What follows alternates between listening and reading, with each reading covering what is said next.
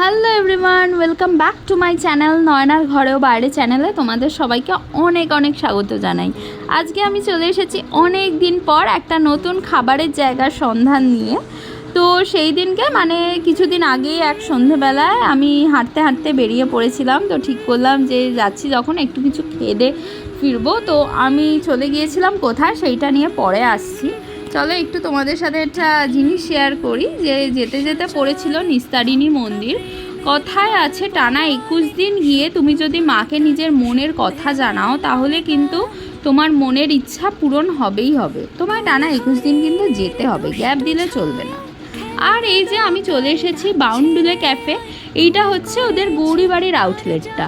হ্যাঁ, ওদের এক্স্যাক্টলি এখন দুটো আউটলেট আছে। একটা আছে কুমোরটুলি ঘাটের পাশে, যেটা তোমরা অনেকেই জানো। আর এইটা নতুন ওপেনিং হয়েছে। নতুন বলতে দাদার সাথে কথা বলে জানতে পারলাম যে এই বছর জুন মাস এলে ওদের 1 বছর পূরণ হবে।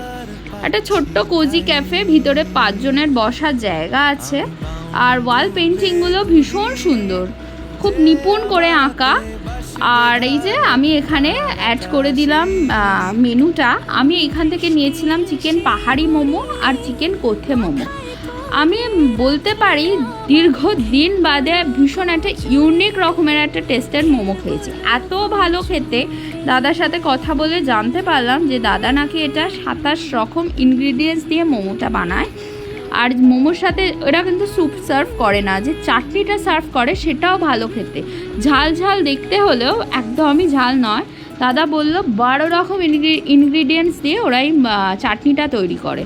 তো ওভারঅল আমার ভীষণ ভালো লেগেছে। ওদের বাইরেও 4-5 জনের সিটিং অ্যারেঞ্জমেন্ট আছে। আর এই যে আমি একটু অ্যাড করে দিয়েছি আমার ছবি, তার সাথে মোমোগুলো। ওভারঅল ভীষণ সুন্দর আমার এক্সপিরিয়েন্স। আর দাদা ভীষণ ভালো। দাদা একদমই ক্যামেরা ফ্রেন্ডলি নয়, তাই জন্য দাদা প্রথমেই বলেছিল আমি যা বলছি বা কিছু কোনোটাই ক্যামেরায় রেকর্ড করবে না। আদারওয়াইজ তুমি নর্মালি কথা বললে দাদার অনেক কিছু ইনফরমেশান শেয়ার করছে। তো চলো আজকে কেমন লাগলো ভিডিওটা জানিও। আজকের মতো টাটা, দেখা হচ্ছে।